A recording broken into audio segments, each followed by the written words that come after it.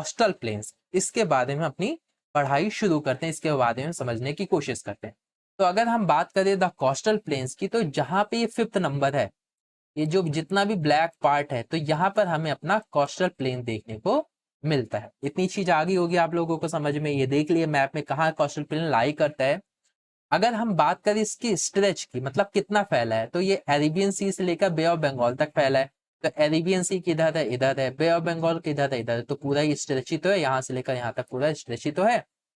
ठीक है, साथ ही साथ दूसरा पॉइंट क्या बताता है कि सैंडविच है किसके बीच में, वेस्टर्न घाट और अरेबियन सी के बीच में।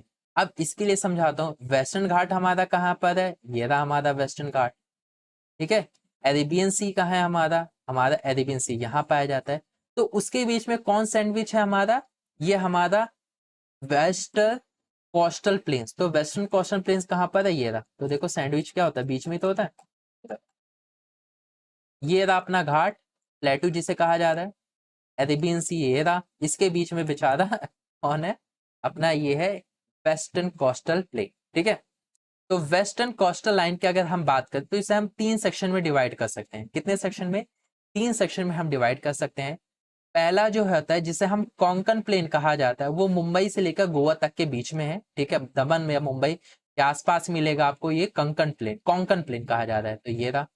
ठीक है, ये होगा नॉर्थ के साइड में। ठीक है, क्योंकि और उसके बाद आता है कन्नड़ प्लेट। तो कन्नड़ प्लेट गोवा से लेकर मैंगलोर तक के बीच में स्ट्रेच है, ये मिडल में है, मिडल में आ रहा है, तो इसे मिडल आप कह सकते हो, मिडल का पार्ट है।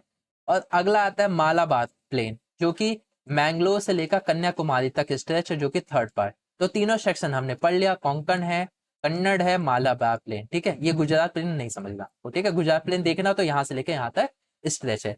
बुक में आपके कोंकण, कन्नड़ और मालाबार प्लेन का ही जिक्र किया गया है। आया नहीं इतनी बात समझ। ठीक है, अगर हम बात करें ईस्टर्न कोस्ट लाइन की, तो ईस्टर्न कोस्ट लाइन हमारी कहाँ पर है, ये है ईस्टर्न कोस्ट लाइन।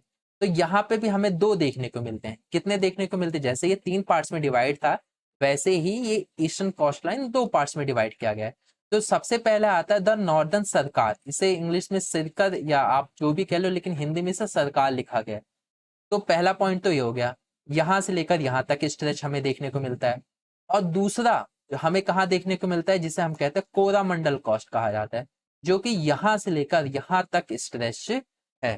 ठीक है, तो ईस्टर्न पार्ट भी हमने देख लिया, वेस्टर्न पार्ट को भी हमने समझ लिया कि इनका स्ट्रेचिंग पॉइंट कहाँ से लेकर कहाँ तक है, कितने से लेकर कितने तक स्ट्रेच है।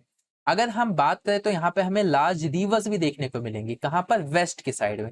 अगर हम बात करें, ये क्योंकि अपना इलाका वेस्ट ही तो पड़ता है, तो यहाँ पर हमें, नहीं सॉरी, ईस्ट की साइड, माफ करिएगा, ईस्ट, ये हमारा इलाका ईस्ट पड़ता है, तो ईस्ट की साइड हमें क्या देखने को मिलेगा, हमें लार्ज रिवर्स देखने को मिलेंगी। कौन कौन सी लार्ज रिवर्स है, महानदी हो गई, गोदावरी हो गई, कृष्णा हो गई, कावेरी, ये लार्ज रिवर्स हमें ईस्टर्न कोस्टल प्लेन्स के साइड देखने को मिलेंगी। और ये लोग यहाँ पर क्या बनाती हैं, डेल्टा, ये रिवर्स यहाँ पे क्या बनाते हैं, डेल्टा। तो डेल्टा तो वैसे पहले भी मैंने बता रखा है, लेकिन देख लो एक बार और, डेल्टा की इमेज कुछ इस तरीके से होती है। ठीक है, यानी जब ये जो रिवर्स आती हैं, जब ये बे ऑफ बंगाल में जाके मिलती हैं, तो कुछ इस तरीके का इमेज शो करती है। तो इसे आप बे ऑफ बंगाल समझ लो, इसे बे ऑफ बंगाल समझ लो। जब रिवर आके, महानदी, गोदावरी, जो भी रिवर आके यहाँ पे मिल रही है, तो कुछ इस तरीके का डेल्टा शो कर रही है। यहीं पर ही ईस्टर्न की साइड ही आपको एक इंपॉर्टेंट लेक देखने को मिलेगा।